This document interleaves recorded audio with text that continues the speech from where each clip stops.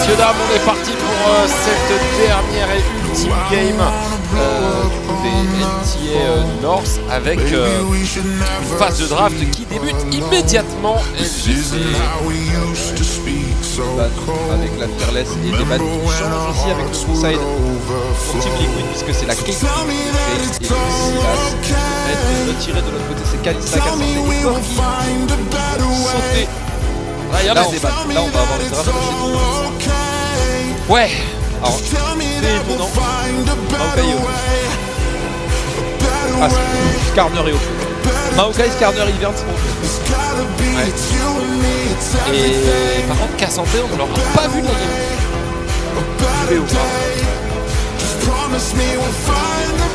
On va savoir pourquoi. Je disais que Ulti était très bon sur des champions à setup. Quel meilleur champion lui lors de cette game 3 que Skarner. Parce que vas-y, poussez Lyon.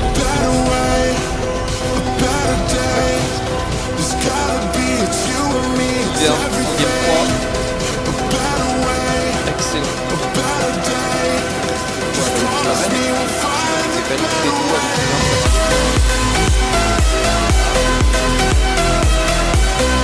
Honnêtement, je serais assez curieux de voir Mero sur un donné parce qu'il sort des droits assez énormes.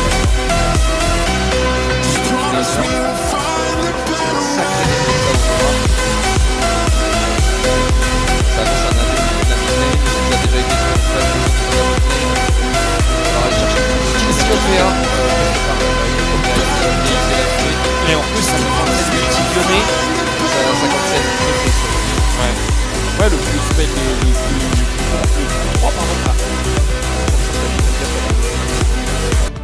Absolument. Ouais. Ça peut cancel le Q3 aussi. Du coup de Yone. Ouais, effectivement. Ça peut cancel le retour du E de Yone aussi. Tu peux l'empêcher de revenir sur son E. Ce qui peut être assez intéressant du coup. Et la rel qui va être instantanément récupérée par Core GG. J'aime énormément l'intro de draft des deux équipes pour l'instant. La Cassio va poser d'énormes problèmes. Qu'est-ce qu'on veut récupérer maintenant? Parce que là au niveau des AD carry on va avoir des choses assez différentes je pense. Ouais, probablement ouais. Un Camille top. Et oui c'est Log. Ah ouais, Camille en blind comme ça. C'est ballsy hein. Bah de toute façon il a pick GP avant. Burnol. Ouais, et ouais. il a gagné, tu peux l'appeler Burnol. C'est vrai. Tu l'avais dit. Sacré père. Ouais, sacré père. Du coup ouais on a un décalage de 20 minutes hein, par rapport au live. Mais c'était voulu pour le LEC hein, pour ceux qui nous retrouvent en radiocast. Je me demandais pourquoi son bureau avait été surélevé. La réponse maintenant. Ouais écoute on va ban le Renekton pour la Camille. Normal hein, ils prennent une Camille en R3 donc ils vont la couvrir avec des bans, c'est assez logique. Il reste quoi là en plus du Renekton habituellement sur la top lane? Qu'est-ce qui embête Camille? Énormément de choses. Camille elle a une phase de lane vraiment dégueulasse. C'est ça le problème avec le perso. Ouais. Par contre sur l'XP c'est un des champions qui scale le mieux du jeu. Ça va être la misfortune de Yeon qui va être retirée. On va pas leur laisser le Skarner Rel MF. Compréhensible. MF a plutôt la cote généralement en Amérique du Nord. Notamment grâce à des gens comme FBI de chez 100 Thieves. Qui a une très bonne misfortune. Et le dernier ban du coup maintenant côté Swiffer et Rainover. Qu'est-ce qu'on décide de ban? Rien. D'accord. Peut-être Mel. Ouais sûrement. Parce que hier le PNG il est apparu après, rappelle-toi. Ouais. Je pense que c'est Mel. Sinon j'espère que c'est ça et pas une pénalité. Peut-être que des fois il y a des bans qui sont retirés mais pourquoi ils auraient pris une pénalité? Là il s'est rien passé hein. Peut-être qu'ils sont arrivés en retard on stage, tu sais des fois ça peut arriver hein. On sait jamais. Et ça va être le Nautilus dans tous les cas et ça va être la Xayah dans 2000 et plus Nautilus. D'ailleurs t'as vu excellent choix. Frost, du coup vous pour la VOD voilà. Mais t'as vu les couleurs de la cross conférence LTA là on a adapté le plateau, franchement je trouve ça trop joli. Wait, le chêne. Voilà. Super. C'est incroyable. Donc le caster qui vient de mettre les 2 neurones qui lui restaient dans cette réplique. Bah c'est pas moi, c'est Shen. Ouais. Aïe. Ah, le perso est insupportable. Ya. Ça va être un Jhin. Là, il restait pas énormément d'AD carry de dispo, mais ça veut dire que c'est une compo qui est full AD contre Skarner Shen. Aïe. La compo full AD contre Skarner Shen, attention, ça peut se payer cher hein, ça dans la game. Team Liquid là-dessus, ils ont une itemisation qui est toute donnée pour leur 2 tanks. Ouais. C'est-à-dire que là, le Shen, une fois qu'il a Cap Solaire rendu un désespoir infini. Ah mais non, c'est Skarner top, Shen support en fait. Ah non, ok, d'accord. J'allais dire draft de fou là. Mais non, il y avait la rel, ok. Fou, j'ai failli faire un AVC là. Vraiment à 2 doigts. Hein. Ouais, bah écoute, on va rentrer dans cette partie avec très intéressant des deux côtés. J'ai très hâte de voir ce que les deux équipes vont nous réserver dans cette game 5 parce que pour le coup, on a eu une game 3 une game 2 pardon, qui était vraiment très disputée. Dans cette game 5. J'ai dit dans cette game 5. Ouais. Je suis dans la projection de la finale. Exactement. Mais dans cette game 2, j'ai hâte de voir. Par rapport à la game 2, j'ai hâte de voir ce qu'ils vont nous proposer dans cette game 3 parce que pour le coup que c'est la première équipe LTS South qui arrive à remporter une game dans un BO3 face au North. Donc voilà.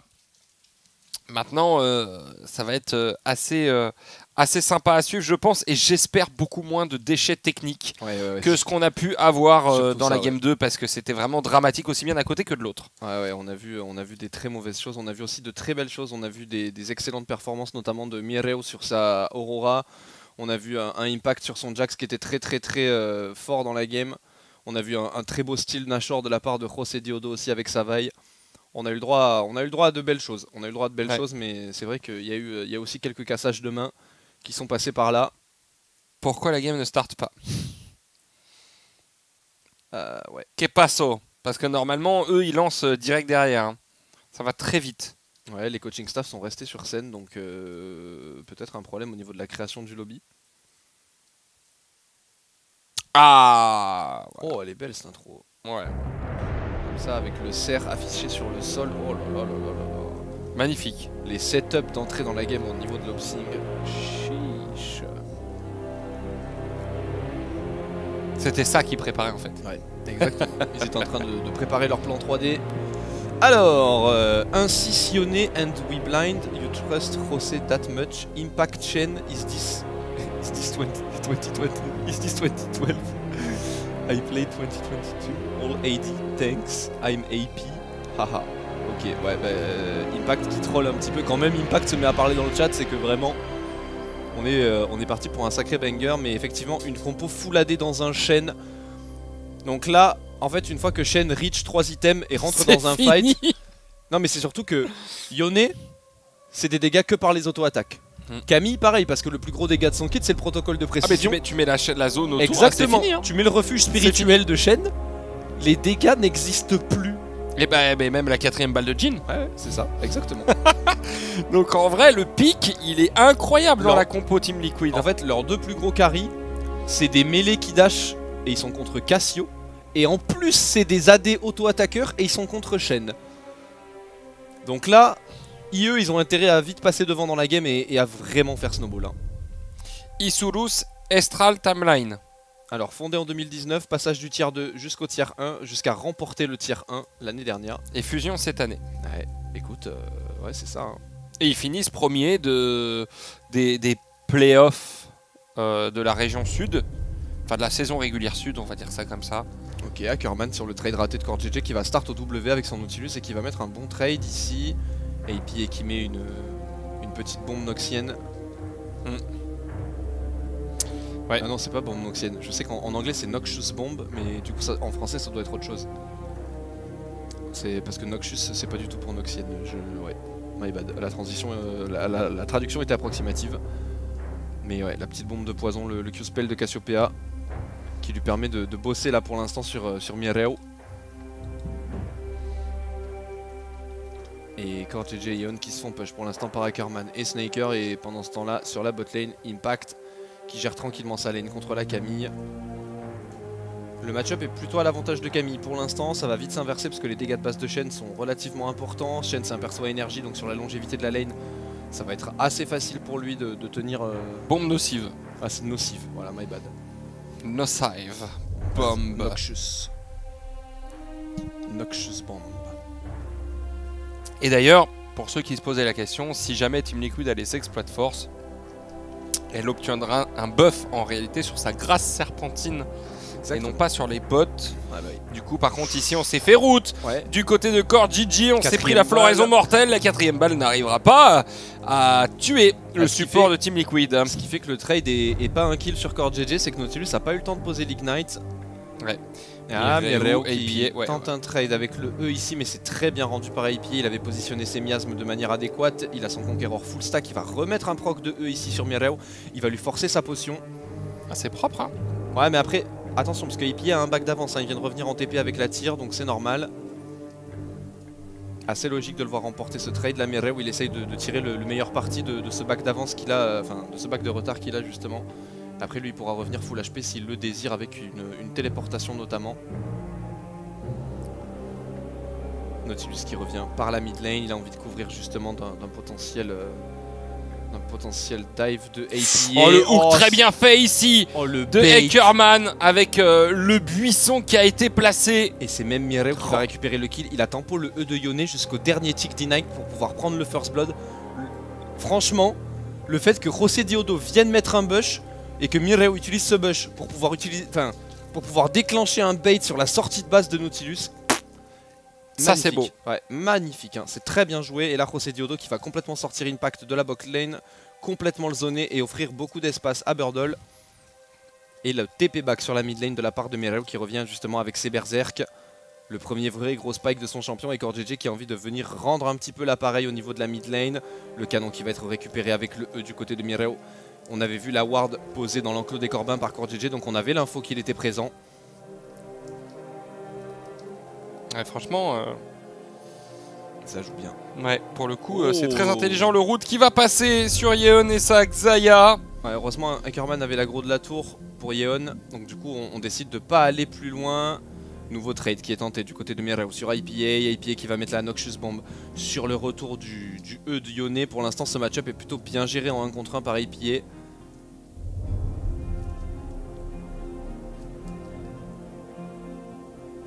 Ah ouais, le timing de sortie de base qui avait pas été correctement anticipé. Il a eu envie de s'arracher l'œil. Bah après, c'est pas lui qui a mal joué pour le coup. C'était juste un excellent play de l'équipe IE là-dessus qui a joué avec le Bush Hivern et la limite du Fog of War à la perfection. Et là, va falloir garder un œil sur Umti comme tu le disais à la fin de la game 2.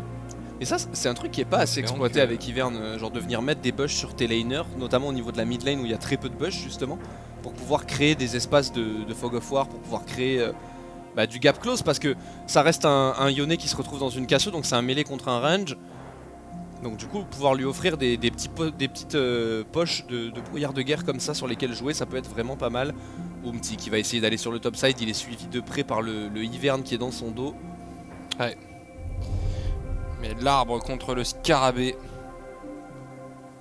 Et José Diodo qui a l'air d'avoir envie de contester ses Void Grubs.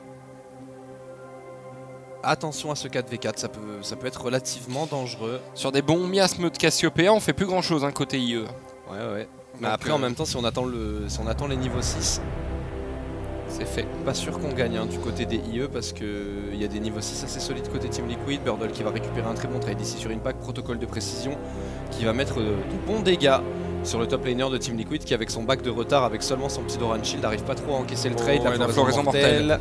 Ça n'a pas connecté, le rappel de plume par contre qui va connecter, le retour de l'Ignite de Core GG qui vient de sortir de cooldown et ça va être un kill récupéré par le support de Team Liquid. Sur l'Ignite, malheureusement. Ouais.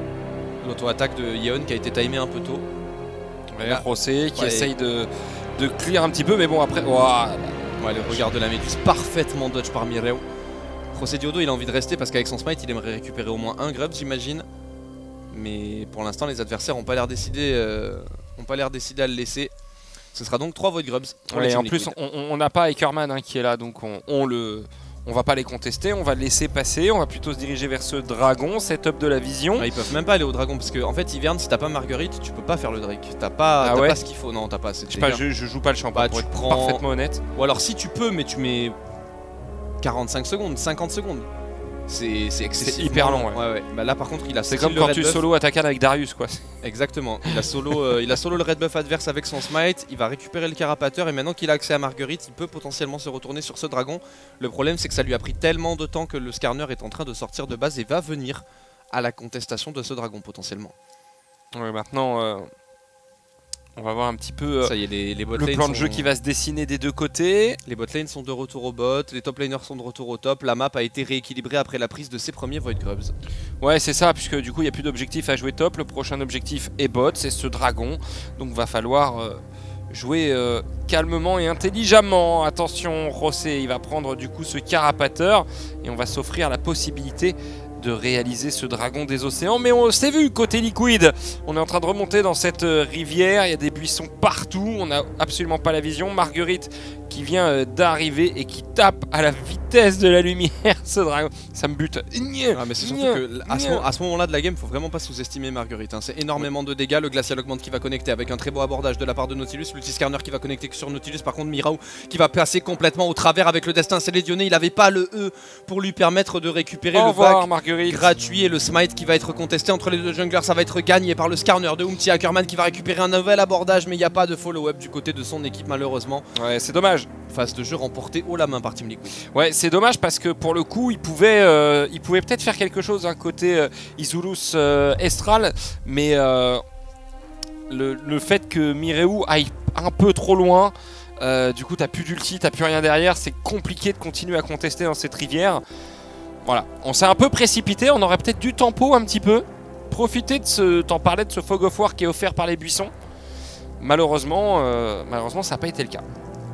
On va revoir la phase de jeu ici, Ackerman qui va tenter une engage et ça va se jouer sur cette ulti Yone ratée malheureusement parce que là le rappel de rideau est plutôt pas mal.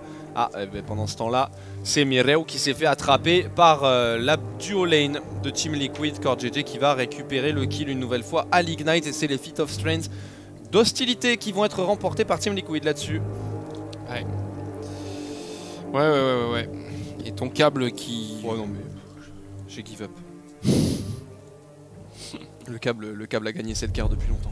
Ah ouais, la win du truc.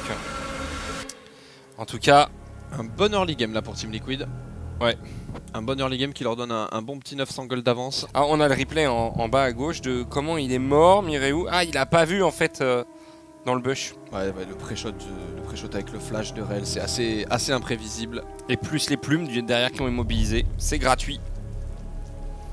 Ouais, c'est un peu la mécanique principale de Rel, le buffer Q dans le flash.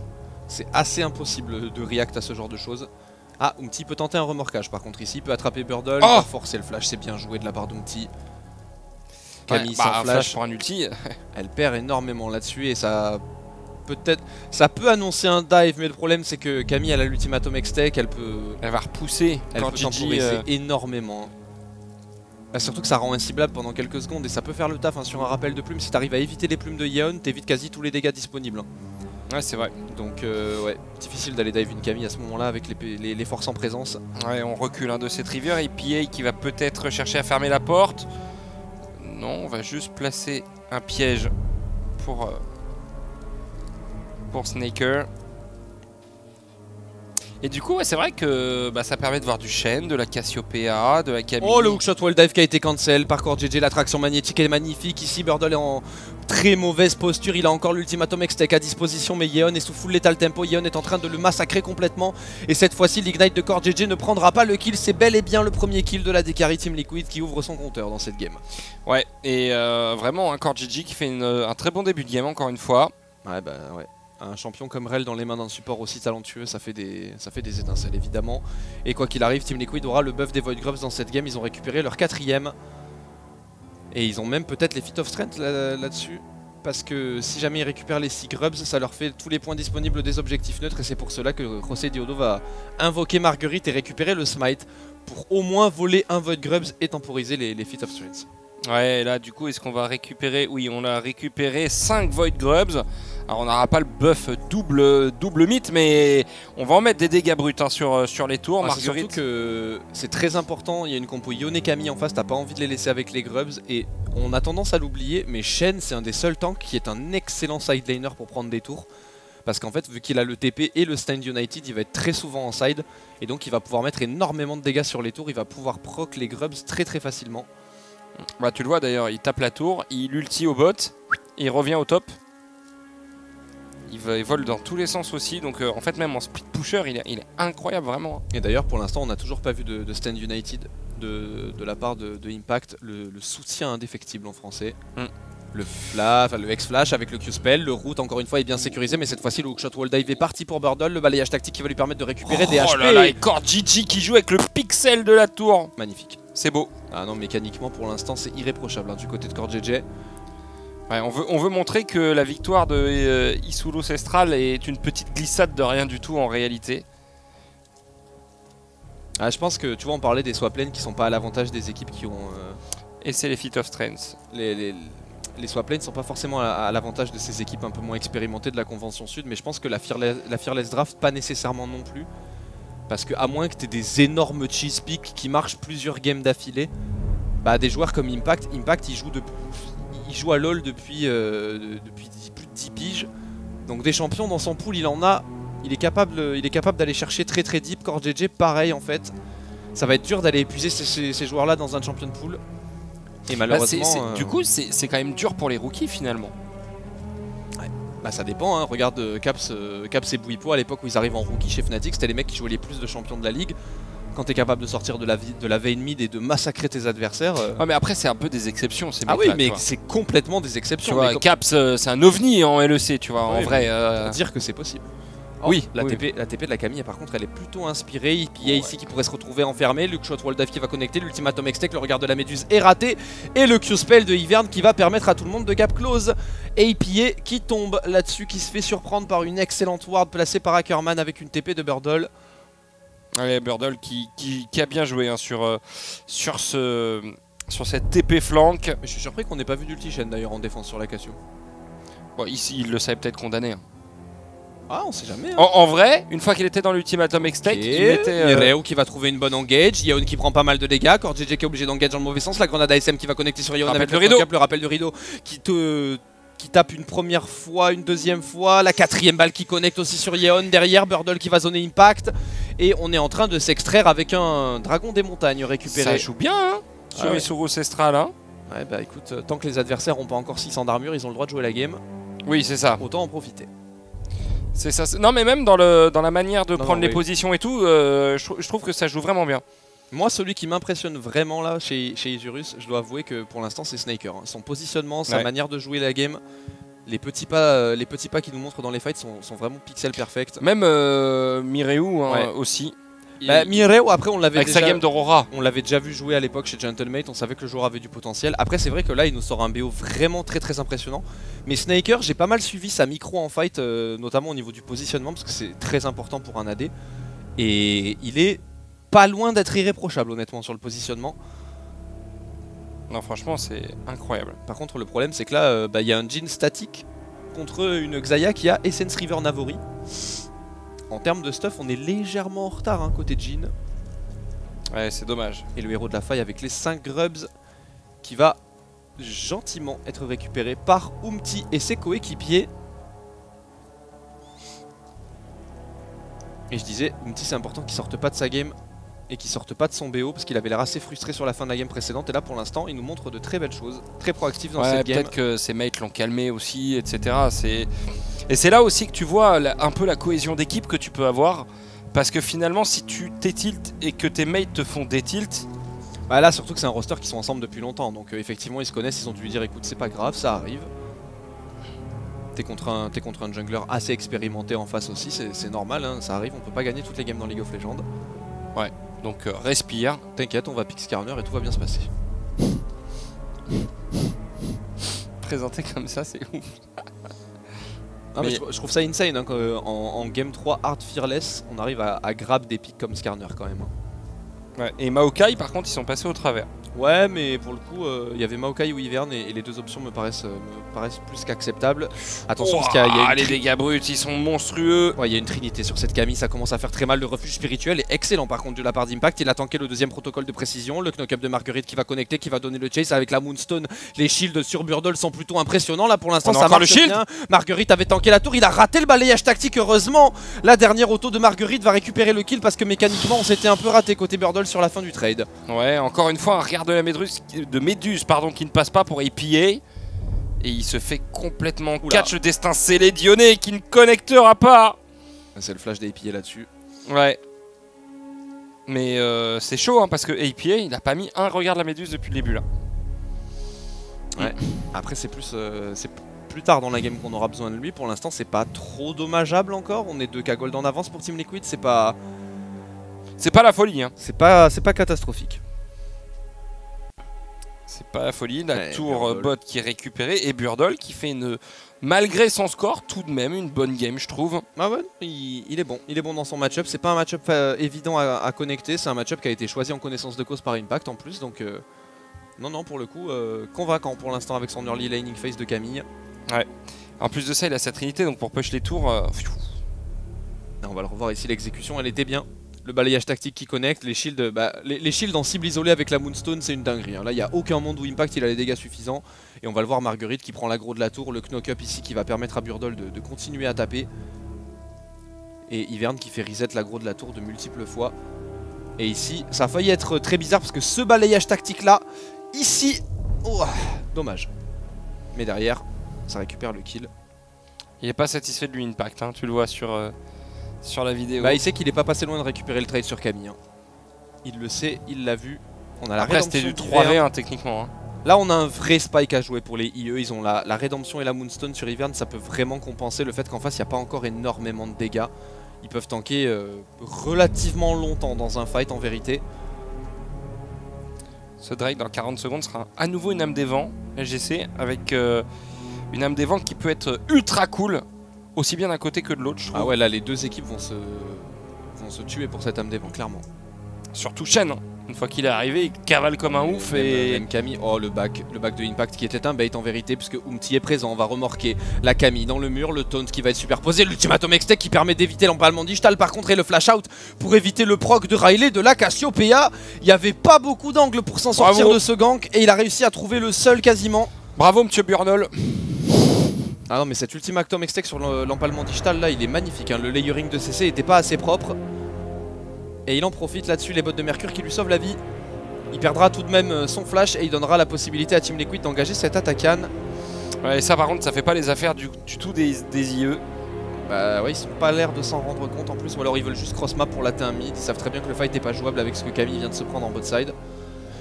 Attaquan vorace récupéré par Team Liquid qui a toujours 2K gold d'avance dans cette game. L'avantage ne grossit pas. Ouais, et Burdle qui connaît bien son champion tout de même. Hein. Ouais, voilà. La magie de Cassiopeia. La rédemption maintenant qui que est Riley utilisée est par Ivern. Ah oui bah c'est comme Mordekaiser, c'est pareil. Hein. Une fois que t'as ton Riley, le champion n'est plus le même. Hein. Et le dragon qui sera donné à Team Liquid. Lui aussi, ils ont un très bon contrôle pour l'instant du bot side. Ils ont l'entièreté de la vision, l'entièreté de l'information et surtout l'entièreté de la position. Et ça va être le stacking de Drake à l'avantage de Liquid pour l'instant. Ouais, et une T1 qui va tomber en faveur de Mireu. Qui va la récupérer normalement. Voilà, ça y est, c'est chose faite. On va essayer de stack quelques gold. On a quand même 600 gold d'avance. Quand Gigi tape cette tour. De défendre. Il a pas mal de soutien de disponible la Burdle. En vrai, ils ont un vrai avantage numérique à jouer. Ils n'ont pas l'info sur Umti, donc ils osent pas y aller. Mais comme Yeon était mid, ils avaient un avantage numérique à jouer. Et cette T2 mid qui prend énormément de dégâts de la part de Yeon là-dessus. Jin avec le static, il arrive quand même à avoir des petits problèmes de wave clear là. Ouais. Et ce Yone en side qui est pas du tout présent pour aider ses coéquipiers. Et on voit au niveau du siège de la T2 mid et de la T2 bot, c'est difficile hein, pour les IE avec leur compo de défendre. Ils n'ont pas des excellents outils de wave clear à disposition pour l'instant. Le E de Skarner côté Umti. Cette tourelle se fait détruire. Ouais bah il y a 5 Void Grubs quoi. Ouais. Ouais, et on est 4 en plus à la taper donc... Ouais, ils essayent de laisser Mireo en full stacking d'XP. Il est niveau 14 avec son Way. Il a bientôt son arc-bouclier immortel. Il a volé le Gromp, il a volé le bleu. Ah, par contre, la Camille qui va se faire attraper. Cette fois-ci, l'empalement digital qui va connecter. On la ramène dans les miasmes. C'est parfaitement joué. L'empalement digital fera la différence sur ce trade cette fois-ci. APA n'aura même pas eu besoin du regard de la méduse. Les miasmes auront été suffisants. Et on est en train de taper sur une T3. Attention, Isurus, là, il faut défendre. Hein, parce qu'une T3 à 22 minutes, c'est peut-être compliqué de la perdre. Les miasmes, on peut pas tenter d'abordage du coup pour Nautilus. Si ça va être chose faite, la grenade ASM qui connecte le shield de l'Archangel qui ne sera pas suffisant. On va withdraw à la base avec l'attaquant et Umti qui va suivre lui aussi derrière. Mais franchement, perdre 2 attaquants pour récupérer T2, T3, c'est très très bien joué de la part des Team Liquid. Ouais, on s'ouvre la base et du coup en s'ouvrant la base, on s'ouvre la possibilité à tout moment de faire un trou supplémentaire chez les adversaires et pour le coup d'avoir cet inhibiteur bot qui pourrait être explosé à l'approche d'un Baron Nashor. C'est surtout que je le disais, mais Shen il joue avec son ulti et sa TP, donc il va être très problématique en side parce qu'on n'aura pas de personne tout le temps pour lui répondre. Normalement il y a bien des moments de timing creux sur la TP de Camille ou Dioné. Et du coup lui il pourrait potentiellement récupérer cet inhibiteur assez facilement. Et je sais pas si tu l'as remarqué, mais il y a une tendance au niveau de l'itémisation. Là il y a déjà 2 rendus 1 de compléter. Ouais. Et le Yone ne s'oriente même pas vers une lame d'infini en 3ème. Hein. Il est parti sur de la tankiness là, donc ça me fait un peu peur. Ouais, et puis en plus le présage du rendu 1, l'actif qui slow, donc Ce qui est horrible en plus, c'est que je pense que des AD carry qui tuent mal les tanks, il y en a quelques-uns dans le jeu, et Jhin est vraiment en haut de la liste quoi. Ah bah oui, vu la vitesse du DPS. Ouais, Jhin pour tuer des tanks c'est compliqué.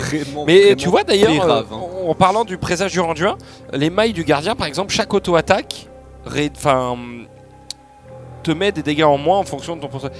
Mais maintenant sur le présage du rendu en lui-même, ça n'existe plus, ils l'ont enlevé. Non, le présage du rendu 1 est voulu comme un item anti-crit à part entière. Donc effectivement ils ont enlevé ce petit truc. Ouais mais du coup les mailles de gardien dans l'itemisation fait plus sens, je trouve. Non, moi je trouve que c'est bien parce que... Ah, Mireo qui a une potentielle flingue. En fait, au moment où tu complètes les mailles de gardien, elles viennent compléter un petit peu les coques en acier pour réduire les dégâts des auto-attaques. Et une fois que tu as le rendu 1, tu n'as plus nécessairement besoin de ça parce que tu as un tel pool d'HP d'armure dans l'item que c'est compensé quoi. Ouais. Je trouve que ça rajoute une dimension un peu de scaling à l'item. Oula, attention par contre, on s'est fait attraper, mais l'empalement digital qui va être en réponse. Umti qui va tomber, on est en train de se fight complètement dans ce goulot d'étranglement. Burdle qui va devoir reculer, on a perdu Mireu, on a perdu Umti. Un partout, balle au centre dans ce foutoir au niveau du raid. Ouais. Et là, Epié, par contre, il a mis un excellent proc de regard de la méduse. Les miasmes aussi étaient excellents. Impact là-dessus qui va se faire attraper, qui va mettre un taunt out et qui va isoler un petit peu Burdle du pack. Ah, ça joue très bien côté Team Liquid. Le teamfight était parfaitement maîtrisé. C'est vrai que c'était très proactif, très bordélique à l'écran. Ah ouais, on voyait rien. C'était parfaitement joué de la part des Team Liquid. Ils ont très bien positionné leurs joueurs. Même si on a senti que le Moonstone Rédemption d'Hiverne dans ce genre de petits espaces, ça peut vraiment poser de gros soucis sur un fight. Ouais bah là concrètement fight dans un si petit endroit, ça fait les affaires de Ion et IPA. Hein. Oh aïe, sortie de base qui fait très mal là-dessus parce que IE complété pour Xayah, Zhonya complété pour IPA, Vœu du Chevalier complété pour Core JJ. Ils ont un énorme spike. Si jamais IE décide de fight ce dragon, ça peut être très compliqué. Hein. Parce que Jhin n'a pas son IE. Lui, il est à quelques centaines de gold seulement de la compléter. Là, normalement, il faut faire tab et être en mode on ne défend pas. Ouais, là, la tour, tu la laisses tomber. Hein. Tu vas pas défendre. Tu vas pas mourir pour une T2 en tout cas. Exactement. Il faut surtout pas jouer cette tour, surtout pas jouer ce dragon. On a clairement pas les spikes. Pour venir les défendre. Un petit qui cavale, tu sais, tu vois la flèche qui bouge. Ça me fait toujours marrer. Ouais, on balance le rocher, on slow un petit peu, mais on prend pas beaucoup de dégâts. Le Cloud Drake qui est récupéré, 3ème stack de dragon pour les Team Liquid Honda. Et Umti, attention par contre ici le hook qui va passer, attention à ne pas mourir parce que ça pourrait ouvrir un Baron Nashor peut-être. Non, on est le destin scellé, on meurt toujours pas pour Umti, mais comment c'est possible? Le sniping et la patience de Snaker qui sont récompensés. La rédemption qui les a remis plutôt pas mal en point de vie, mais Reu qui va être forcé de flash out, Burdle un peu isolé dans la backline avec les miasmes ici, va tenter de se repositionner, le Sterak qui va lui sauver la vie là-dessus. Et c'est un fight remporté difficilement par les Isurus Estral. Ouais, et le sniping, la patience de Snaker. Fouf, fallait aller chercher cette 4ème balle. Hein. elle était pas facile. Ça s'appelle de la résilience. Ouais, c'est là où on voit, il a qu'un rendu hein, pour l'instant, Umti, et c'est déjà long de le tomber, très très long. Mais quelle patience sur la 4ème balle. Il y a un excellent destin scellé de Mireille. Là je me suis dit, il meurt 500 fois là. Et la grenade ASM qui va knock tout le monde. Et là, regarde. Ouais, bien joué, très très bien joué. Elle est magnifique cette 4ème balle. Ouais. À l'image de celle qu'avait mis Caliste il y a 3 ans sur le Baron Nashor en Mastercard Nexus Tour à l'époque. C'était magnifique. Des fois, il y a les balles de Jhin comme ça qui sont... Ah, moi le style Nashor qui m'a le plus marqué dans ma vie, je saurais pas trop dire de quel game c'était, mais c'était une auto-attaque de Janna. Ah oui. Ça m'avait fait énormément rire. Je l'avais vu passer. Il y en a des trucs humiliants dans la vie. Ça va être le mec smite, je crois. Il reste genre 10 PV et t'as l'auto-attaque. Et t'as l'auto-attaque arrive en mode... Non, vraiment, il y en a des auto-attaques humiliantes dans le jeu, mais celle de Janna, c'est particulier quand même. Bon, t'as celle de Soraka aussi. Ouais, c'est vrai. Elle te balance des quarts de lune. Alors, des routes, attention par contre, Ackerman qui y va, l'abordage qui est utilisé. Oh, à nouveau le rappel de rideau, mais le rappel de rideau, on était très proche. Par contre, le regard de la méduse ici sur 2 personnes, Snaker et Ackerman qui se font toucher. On claque la rédemption du côté de José Deodo. Et ouais, heureusement que Impact il est niveau 16 dans cette game et qu'il est bien stuffé, parce que si Mireille il a des angles pour entrer dans les fights c'est compliqué, mais il a pas le droit en fait. Parce que le Shen le zone complètement de A à Z. Ça va faire un taunt immédiat hein, s'il y va. Ouais, on a encore le destin scellé d'Ioné, on a encore l'ultimatum extech de Camille. Du côté des IE, on peut potentiellement aller chercher ce fight. Le Q3 de Mireille qui va pas connecter. Et Marguerite est toujours là aussi. Hein. Ouais, Marguerite elle est bifi. Hein. Marguerite elle prend du temps à tomber. On voit Au revoir Marguerite. Yeon qui met pas mal de DPS. Un nouveau hook de la part d'Ackerman. Le refuge spirituel de Shen pour encaisser la 4ème balle, c'est pas mal fait pour l'instant. Et Team Liquid qui part au chase sur les 2 carries des IE, mais du coup les IE qui se retournent sur l'arrière de la backline avec Umti qui est plutôt low. Snaker qui va connecter une floraison mortelle et une belle 4ème balle avec son IE, il y a pas mal de dégâts à proposer. La Camille qui essaye de rejoindre le fight, mais c'est un Shen sous refuge spirituel, on n'a pas du tout de quoi le tomber. Ouais, c'est là que tu vois que ça devient compliqué avec Impact. Hein. Ah, mais je pense vraiment que le pick Shen va détruire la game. Hein. C'est... Ouais, mais là on peut peut-être enchaîner sur un Baron Nashor, c'est intelligent puisque Umti est obligé de back, mais quoi qu'on faut aller vite. Hein. Faut aller vite parce que c'est un scarner, ça revient vite à travers les murs. TP back de la part de la Camille, il y a encore un ultimatum extech. C'est le moment où il faut se retourner maintenant. Le flanc, ils ont mais il est vu. Il n'y a pas de support, il n'y a pas de jungle, c'est un 3v5. Maintenant ça y est, c'est un 5 contre 5, la grenade ASM qui va partir, qui va être tankée par la rafale de plumes. On va avoir un destin scellé de la part de Mireille pour essayer d'acheter de l'espace, mais le Baron Nashor va être complètement disengage, il va être repull du coup par les Team Liquid. Il faut que José Deodo arrive à rentrer dans le qu'il va faire, il va le voler comme tout à l'heure peut-être ou pas. Ce Baron Nashor c'est volé. C'est volé. José Deodo qui donne un petit peu d'air à son équipe en venant voler ce Baron Nashor qui avait été volé lui-même par les Team Liquid Honda quelques secondes plus tôt. Bravo José. Ah non mais ça fait 2 fois. Ça fait 2 fois, il maintient sa team dans la game une nouvelle fois. Ah ouais, en fait il leur tient les vœux au-dessus de la baignoire pour pas qu'il se noie quoi. Parce que là, ce Baron Nashor passait pour Team Liquid, clairement c'était compliqué. Ouais, par contre le rappel de plume j'ai pas compris mais... Bah c'est pour la grenade ASM. Il était 100% mort sinon.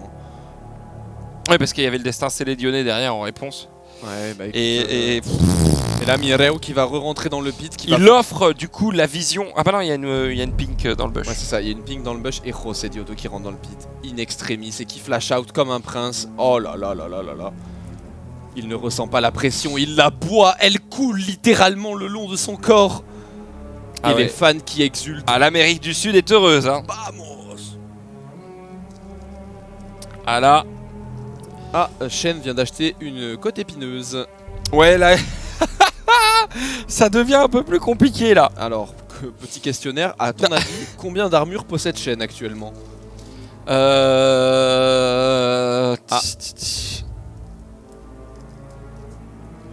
En bonus?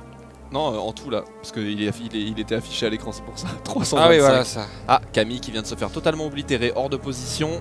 C'est un soul point pour Team Liquid qui va être récupéré. C'est une soul des vents. Bien joué.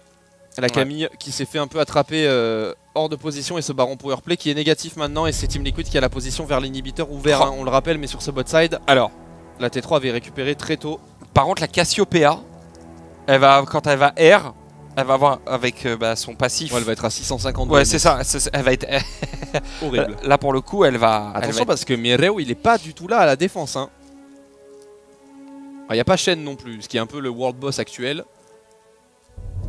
Shen, c'est un boss de MMORPG là actuellement. Ouais, et il a pas son R. Par contre, il a sa TP, mais il est en train d'arriver avec une vague de sbires sur la mid lane. Il tank. C'est les IE qui se font siège sous leur T3 alors que c'est les IE qui ont le baron Nashor. On va tomber du côté d'Ackerman, Umti qui fait le tour de la T3 avec son Skarner. Et c'est une nouvelle T3 qui tombe. L'ouverture de la base est validée. Très beau flash avec le regard de la Méduse. Je l'avais dit, c'est pas en early game qu'on l'attend à IPA, c'est plus tard dans la game. Et il vient prendre ses responsabilités sur ce flash-in magnifique. Et il offre probablement la game à AOA, le destin scellé. Par contre, ici, on répond immédiatement. Il s'est fait détruire avec son ulti côté Xayah et on détruit également Burdol. Et la game est terminée. Les Team Liquid, après cette fait peur au niveau de ce baron Nashor, finalement vont remporter cette game à nouveau. Et remporter tout simplement leur qualification pour les phases finales des playoffs de la conférence. JJ et Yeon qui ont bien carry leur coéquipier. Bravo. Et les 4 équipes de la Convention Sud qui se font sortir à domicile. C'est dur. Ouais, c'est dur pour eux parce que en vrai, Isuru Cestral, ils étaient face à, je pense, l'équipe la plus facilement prenable parmi les LTA North. Et s'ils y sont pas arrivés là, ça veut dire que contre les autres, ça aurait été quand même beaucoup plus dur. En même temps, de toutes les équipes qu'on a vues, Isuru Cestral, c'est peut-être celle qui nous a montré les choses les plus convaincantes et les plus prometteuses pour la suite. Très hâte de les revoir dans 1 ou 2 splits. Ouais, je pense qu'il va y avoir de la progression. Ils vont, voilà. Et en réalité, Isuru Cestral, ils ont des bons fondamentaux. Ouais. Et voilà, faut les perfectionner, faut avancer dessus. Et après, tu arrives tout simplement à une équipe qui pourrait éventuellement aller en demi-finale, voire en finale peut-être, des playoffs cross-conférence LTA. Alors que APA vient d'être appelé pour l'interview. Oh, ça va être épique, j'espère.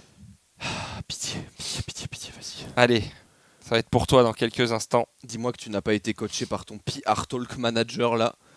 Je t'en supplie. Ouais. T'as vu, il leur apporte les housses pour ranger leur clavier et tout. Ouais, bah oui. C'est mignon. Aïe, APA. Ah mais alors, tu vois, il a pas touché quasiment un regard de la Méduse de la game, mais le dernier, il y a été quoi. Bah c'est ça la marque des grands joueurs, savoir être clutch au bon moment. Et Umti n'a pas tilt sur cette game. Ah non. Non mais tu vois, finalement, son mental, il a réussi à reset mental. En même temps, tu rentres dans la game, ta bot lane prend kill en 2v2 sur kill en 2v2 sur kill en 2v2. Ouais, tu peux être que serein. Et tu sais que quand there might be some more hesitation around Barons. Yep, we're joining Fagata, Lau and APA on stage for an interview. A minha pergunta tem que ser se você esperava que jogar contra a Isuru Cestral fosse ser tão difícil como foi. Did you expect the Isuru Cestral to be a such hard opponent today? What do you think about them? I didn't expect it to be easy. I expected it as a 2-0 still, but I knew they were still good players and good teams after watching their games. Ele falou que ele esperava que fosse ser mais fácil, que fosse ser 2-0, sobretudo depois de ver o jogo deles em stage. Bom, durante a semana você Also, you're just not playing in your comfort anymore. Pour essayer d'avoir un petit peu du coup l'interview de APA sur la fin. And it's a skill that you play the most chance. Herself to flashes out. Yeah, exactly. Le son, histoire de voir un petit peu ce qu'il va dire. Really exciting. Voilà, il s'attendait à gagner 2-0 initialement, mais en ayant regardé les games un petit peu de leurs opposants à l'avance et en les ayant vus jouer, ils savaient que ça allait être des opposants très sérieux et que malgré le fait qu'ils s'attendaient à 2-0, il y avait clairement un monde où ils pouvaient se faire prendre une game. Donc plutôt lucide sur la situation. Et effectivement, stolen from you like that.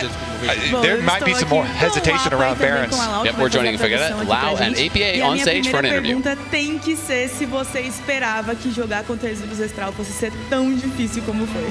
Did you expect the Isuru Cestral to be a such hard opponent today? What do you think about them? I didn't expect it to be easy. I expected it as a 2-0 still. But I knew they were still good players and good teams after watching their games. Après ça va être le seed 1 quand même. Ele falou que ele esperava que fosse ser mais fácil, que fosse ser 2-0, sobretudo depois de ver o jogo deles em stage. Bom, durante a semana você comentou nas gravações aqui que você sempre gosta de jogar com bastante barulho. Hoje foi um dia que teve bastante barulho aqui e principalmente torcendo para você. Eu queria saber se você esperava ter tanta gente torcendo por vocês assim. In a preview recording with us, you said you like to play with a noise, and today we had a lot of noise here with some fans supporting you guys. How do you feel about it? And did you expect to have some fans supporting you? I knew there would be at least some fans here, just because Team Liquid has a lot of esports here. But honestly, just the Brazilian crowd here today was amazing, even when they're cheering against us. Ele falou que a Team Liquid tem uma base de fãs muito grande aqui em esportes em geral, mas que os fãs brasileiros são incríveis. Vou fazer mais uma, tá? O próximo confronto de vocês vai ser contra a Cloud9. Como é que tá a sua expectativa para esse jogo? É um time que vocês já se conhecem e agora vão se enfrentar na semifinal. The next match for you guys will be facing against Cloud9. What do you think about this? Expectations for this match? I mean, Cloud9 is just another good team. I think we have a hard tournament ahead of us, but I'm very confident we can win this entire thing. Ele falou que a Cloud9 não é um bom time, que foi bastante difícil para Cloud9 esse torneio, então ele está bem confiante. Bom, uma última pergunta aqui é o que você espera da semana que vem, porque vai ser uma todos os jogos serão da LTA Norte. Você espera que essa LTA Norte tenha apoio da torcida brasileira? The next week, LTA will be whole LTA North, so do you expect support? The Brazilian fans will be supporting you guys? Honestly, it will be really fun if any of the Brazilian fans come out to the studio and just support us. I think the next match will be a banger. Ele falou que sim, porque ele acha incrível que os fãs brasileiros venham até a arena apoiar eles e que vai ser um banger, vai ser incrível. Wow, muito obrigada pela sua entrevista. Obrigada. Thank you very much. Congratulations for your evening once more. Bom, agora a gente fica esperando aí o confronto então de Cloud9 contra Team Liquid que acontece na semana que vem. Ok. Ah voilà, il a glissé son petit tacle en disant que Cloud9 est une équipe de merde, c'est gratuit. Ça régale. Ouais, par contre, je voulais dire pendant l'interview, mais j'ai laissé terminer. En réalité, du coup, les playoffs là, de cross-conférence sont inversés par rapport à la saison régulière. C'est-à-dire que Cloud9 n'affronte pas FlyQuest, mais, ouais, c'est ça. mais ça, c'est Team sympa. Liquid. Et du coup, on se retrouve pas avec les mêmes matchs. Exactement. Du coup, ça permet de faire une rotation et que ça tourne aussi, et je trouve ça cool. On n'a pas les mêmes BO, donc effectivement, c'est sympa. On va avoir des équipes qui se sont pas jouées. On a des gros playoffs de LTA qui s'annoncent. Ouais, ça va être vraiment très sympa à suivre. Ça va être très très cool. En tout cas, ce sera retrouvé sur ETVN, bien évidemment, en VOD sur YouTube, avec le montage direct qui est fait. Si vous nous suivez en live, bien évidemment, ce sera du radiocast. Parce que voilà, vous le savez, on n'a pas eu les droits de diffuser le LTA. Donc du coup, on bidouille un peu des trucs pour pouvoir vous l'offrir tout de même. D'ailleurs, merci pour YouTube, parce que, bon, bien évidemment, toute proportion gardée, les vidéos marchent pas mal.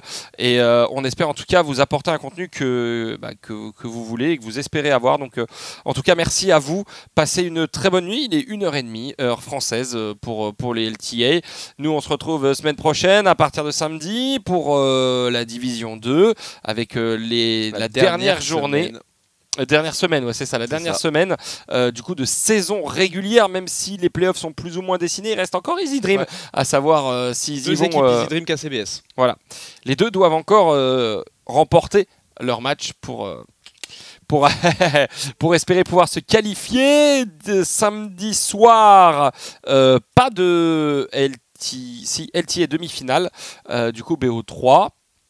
Et en fait, c'est ça, il y a la demi-finale numéro 1, après il y a la demi-finale numéro 2 et la finale sera en BO5 la semaine d'après, du coup, non? Alors je sais pas s'ils font pas un BO3 par soir, du coup. Attends, je vais regarder. Ouais. Parce que du coup c'est que des BO3, c'est pas... Pourquoi je suis sur ça, moi? Je demande LTA planning. Hop, tac. Ils ont pris un acronyme qui est très... c'est bon, je vais être dessus. LoL eSport Planning, voilà. Toutes les ligues, non. Uniquement la cross-conférence, voilà. Il n'y a plus de match pour aujourd'hui, bah oui. Logique, voilà. Toc, et du coup, donc samedi 22 février, donc semaine prochaine, on aura effectivement les... Ah oui, non, la finale s'enchaîne le lendemain. Ouais, c'est ça, les deux demi-finales vont être jouées le même soir et le lendemain. Et la finale le lendemain. En BO5. C'est ça. Donc la semaine prochaine, le samedi 22 février, FlyQuest vs 100 Thieves à 20h à 23h, Cloud9 vs Team Liquid. Et le dimanche, vous retrouverez les deux gagnants, évidemment, en BO5, cette fois-ci, puisque ce sera le seul BO5 de ces playoffs. Donc ça fait potentiellement 40 champions retirés en Game 5. Ouais. Juste avec la Fearless. C'est ça. Plus 5 et 5 dix, donc 50 champions virés. C'est ça. Donc il en resterait 120. plus de 110. Ouais. Pas mal. C'est pas mal. C'est Ça offre de belles perspectives. En tout Ouais. cas, moi j'aime beaucoup ce format LTA qui est assez rapide, très condensé. Je trouve que du coup les matchs ont une réelle importance et ça traîne pas en longueur. J'aime vraiment la manière dont ils ont fait ça pour les splits. Donc le split 1 s'achèvera la semaine prochaine. Passez une très bonne nuit et on se retrouve très vite sur ETVN pour la division 2 et les LTA. Bonne soirée. Bye bye.